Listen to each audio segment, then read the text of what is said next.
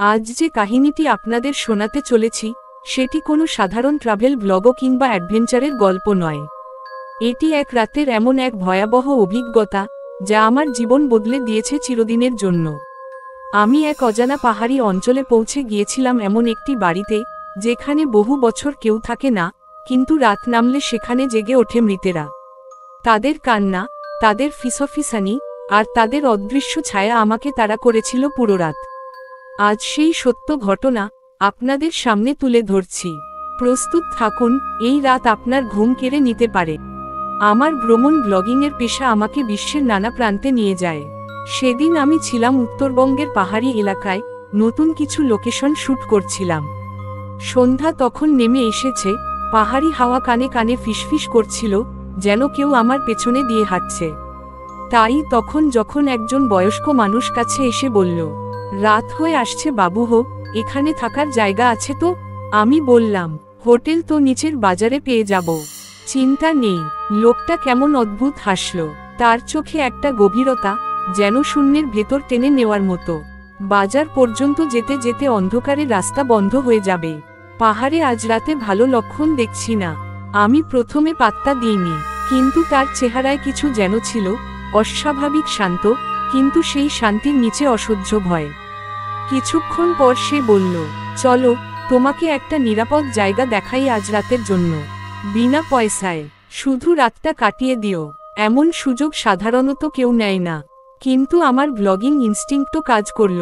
একটা রহস্যময় পাহাড়ি ঘর, কি দারুণ কন্টেন্ট হতে পারে। সুতরাং আমি রাজি হয়ে গেলাম। লোকটার নাম ছিল জগন্নাথ। তার পেছনে পেছনে আমি উঠতে লাগলাম এক সংকীর্ণ পথ বেয়ে পাহাড়ের উপরে। হঠাৎ লক্ষ্য করলাম, পথে কোনো বাড়িঘর নেই, কোনো আলো নেই, এক ধরনের ঘন কুয়াশায় যেন পথ গিলে যাচ্ছে। আর পাহাড়ের বুকে বয়ে চলা শীতল বাতাস হঠাৎ যেন বরফের মতো ঠান্ডা হয়ে উঠল। আমি জগন্নাথকে বললাম, এখানে এত অন্ধকার কেন? পথটা একটু অদ্ভুত লাগছে। সে কোনো উত্তর দিল না, শুধু বলল, চল, রাতটা ফুরোনোর আগেই পৌঁছাতে হবে। পৌঁছানোর পথে দুই পাশে ছায়ার মতো কিছু নড়ছিল। প্রথমে মনে হলো গাছের ডাল, কিন্তু পরে বুঝলাম এগুলো মানুষের মতো। কিন্তু কোনো আওয়াজ নেই, কোনো নড়াচড়ার স্বাভাবিকতা নেই। যখনই আমি তাকাই, তারা অদৃশ্য হয়ে যায়। এভাবে আমরা যখন পাহাড়ের উপর পৌঁছালাম, তখন হঠাৎ যেন আরেক পৃথিবীতে এসে পড়েছি মনে হলো। ঠিক সামনে দাঁড়িয়ে ছিল একটা কালো, ধুলোমাখা, ভগ্নপ্রায় বাড়ি। জানালাগুলো কুচকুচে অন্ধকার, ছাদে টিনের আওয়াজ নেই, বাতাস নেই, আলো নেই, তবু যেন একটা নিঃশব্দ কাঁদুনি ভিতরে লুকানো। জগন্নাথ বলল, এই বাড়িটাই আজ রাতের ঠিকানা, ভিতরে চলে এসো। ঘরের দরজা খুলতেই একটা পুরনো কাঠের গন্ধ আর স্যাঁতস্যাঁতে ঠান্ডা বাতাস আমাকে ধাক্কা দিল। ঘরের ভিতর যেন কেউ বহু বছর আগেই সব ফেলে রেখে চলে গেছে। টেবিলের ওপর ছেঁড়া কাপড়, দেয়ালে পুরনো ছবির ফ্রেম, আর মাঝখানে রাখা এক বিশাল দোলনা চেয়ার, যেটি ধীরে ধীরে নিজে থেকেই দুলছিল। আমার বুক হঠাৎ কেঁপে উঠল। আমি জগন্নাথকে বললাম, এখানে কেউ থাকে না অনেক বছর ধরে, তাই তো? সে হেসে বলল, হ্যাঁ, এখন কেউ থাকে না, কিন্তু তারা যায় না। আমি চমকে উঠলাম, তারা মানে? জগন্নাথ ধীরে ধীরে বলল, এই বাড়িতে যারা মারা গেছে তারা। আমার হাত পা ঠান্ডা হয়ে গেল। আপনি আমাকে এখানে কেন নিয়ে এলেন? জগন্নাথ দরজার দিকে তাকিয়ে বলল, কারণ তুমি ডাক পেয়েছ। যাকে তারা ডাকে সে এখানে আসে। আজ রাতটা তোমার। এই বলে সে ধীরে ধীরে বাইরে বেরিয়ে গেল। দরজা বন্ধ করতে করতে শুধু বলল, ভয় পেও না, ভোর হলে সব ঠিক হয়ে যাবে, যদি ভোর তোমার জন্য আসে। দরজা ধাক্কা দিয়ে বন্ধ হয়ে গেল। আমি আটকা পড়লাম। ঘরটা অস্বাভাবিক নিঃশব্দ, তবে সেই নীরবতাতেও একটা অদৃশ্য শব্দ ছিল, মানুষের ভারী শ্বাস নেওয়ার শব্দ। আমি ক্যামেরা চালু করলাম, ভাবলাম যা হচ্ছে সব রেকর্ড করা উচিত। ক্যামেরা চালু হতেই স্ক্রিনে 1 সেকেন্ডের জন্য একটা ছায়া দেখা গেল, একদম আমার পেছনে দাঁড়ানো। আমি ঘুরলাম, কেউ নেই। হঠাৎ লক্ষ্য করলাম দোলনা চেয়ারটা আবার দুলছে, আগের চেয়ে দ্রুত, স্পষ্টভাবে, যেন কেউ বসে আছে। আমি চেয়ারের দিকে তাকিয়ে বললাম, হ্যালো, কেউ আছেন? উত্তর এলো, কিন্তু মানুষের গলা নয়, একটা কর্কশ, ভাঙা, অসহ্য গন্ধমাখা ফিসফিসানি। এবার এসেছো? আমি ভয়ে প্রায় চেয়ার থেকে লাফিয়ে উঠলাম। শরীরের সমস্ত লোম দাঁড়িয়ে গেল। দোলনা চেয়ার হঠাৎ এত জোরে দুলতে লাগলো যে মনে হলো কেউ রাগে পাগলের মতো দুলছে। আমি ফোনের টর্চ জ্বালালাম। আলো পড়তেই দেখতে পেলাম চেয়ারে বসে আছে এক বৃদ্ধা মহিলা। মুখ নেই, চোখ নেই, শুধু কালো গর্তের মতো ফাঁকা দুটো চোখের জায়গা, আর মুখ থেকে বেরোচ্ছে কালো ধোঁয়া। আমি চিৎকার করে পিছিয়ে পড়লাম। আলো আবার মাটিতে পড়ে গেল।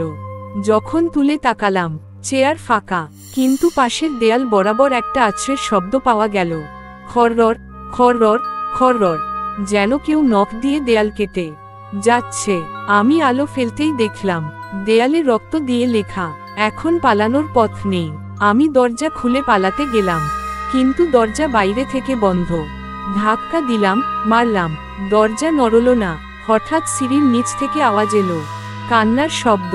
কেউ খুব গভীর দুঃখে কাঁদছে, মহিলার মতো, কিন্তু মানুষের নয়।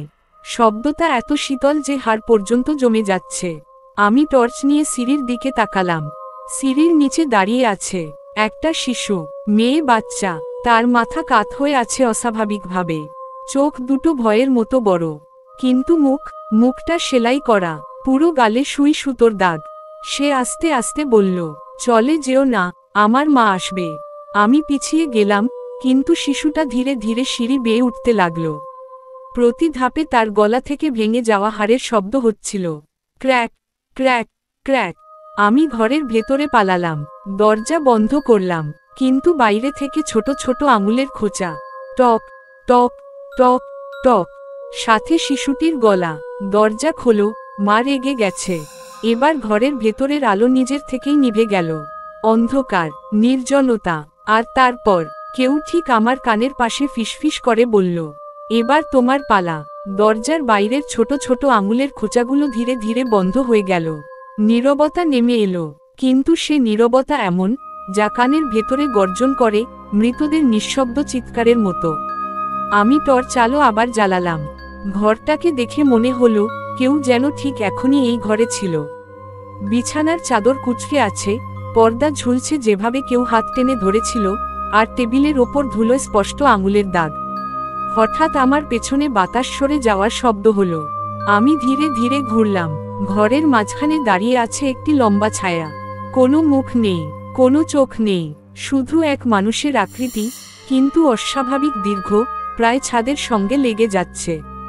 সে ধীরে ধীরে হাত তুলল। তার হাত এত লম্বা যে আঙুলগুলো আমার বুক ছোঁয়া যায়। আমি টর্চের আলো তার ওপর ফেলতেই দেখলাম তার আঙুলগুলো মানুষের মতো নয়, এগুলোকে দেখলে মনে হয় লোহার বাঁকানো।